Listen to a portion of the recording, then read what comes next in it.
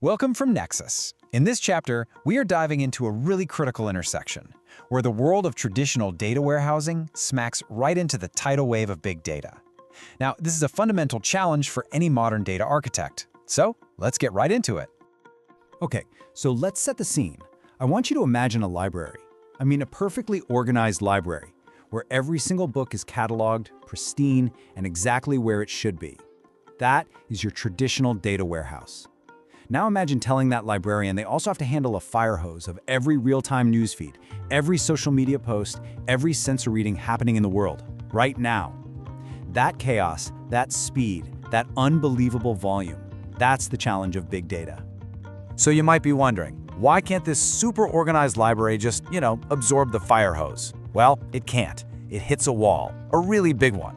The problem is that its fundamental design, its very architecture, was built for a completely different kind of data. And when the old meets the new, well, that's when you get some serious problems. And here you can see that clash perfectly. It's really a tale of two completely different types of data. On one side, you have your data warehouse data. It's highly structured, it's transactional, it comes from your internal systems like an ERP or CRM. It's clean, it's historical, it's predictable. And on the other side, you have big data. And that is the Wild West. It's unstructured, semi-structured, flooding in real time from weblogs and clickstreams. It's messy, it's incredibly fast, and it comes from everywhere. They're just fundamentally different beasts. And this mismatch, it has major real-world consequences. Traditional warehouses are updated in slow batches. We're talking daily, maybe even weekly. That's just way too slow for making decisions in real time. They also just can't handle all these messy new data types. And trying to scale one up to hold petabytes of raw data? Forget it. The cost is absolutely prohibitive. So what was the result? Companies were literally forced to throw away potentially priceless data, like how customers were interacting on their website just because their systems couldn't keep up. So as a future data architect, what's the fix?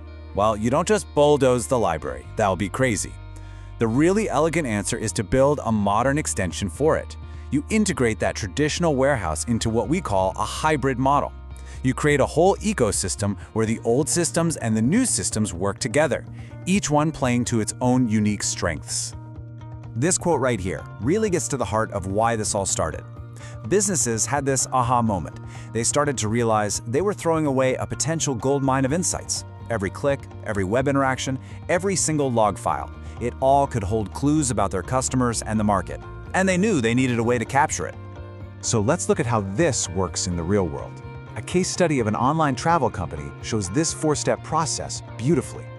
First, they captured all their raw web interaction and clickstream data in a system built for that chaos, something like Hadoop. Second, they used a framework like MapReduce to process that massive, unstructured data to find interesting patterns. Third, and listen, this is the really key part, they refined that data.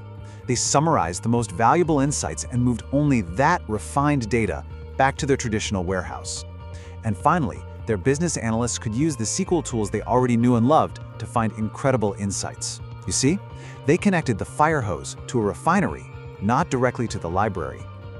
So what's the tech that makes this powerful hybrid model even practical? It really comes down to two key ways of deploying these systems that came along to handle these massive workloads: data warehouse appliances, and of course, the cloud.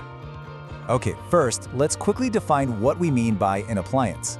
The easiest way to think of it is as a specialized, high-performance engine that's purpose-built for data analysis. It's an all-in-one box, hardware, software, storage, all integrated and optimized. You basically just plug it into your data center and get incredible power. This brings us to the two main ways you can go. The appliance model that gives you that optimized raw power right there on your premises, but it usually comes with a pretty high upfront cost. Then there's the cloud model, which is all about incredible flexibility and elasticity. You get scalable, on-demand resources. You pay as you go, but you do have to think about other things like how long it takes to transfer data. It's really that classic trade-off between having the power on-site versus having flexibility off-site. All of this change, all this innovation, it naturally leads us to a really crucial question about the traditional data warehouse itself. In this new, hybrid world, where does it fit in? Is its time just over? Let's just ask the question directly.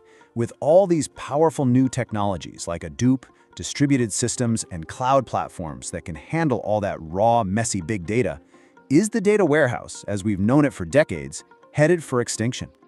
And the answer is a definitive no. The data warehouse is not dead. Not even close. What's happening is its role is evolving. It's no longer trying to be the single source of truth for everything. Instead, it's becoming a highly specialized, absolutely vital component in a much larger data landscape. It's the perfect, pristine destination for the most critical, most refined, and most trusted business data.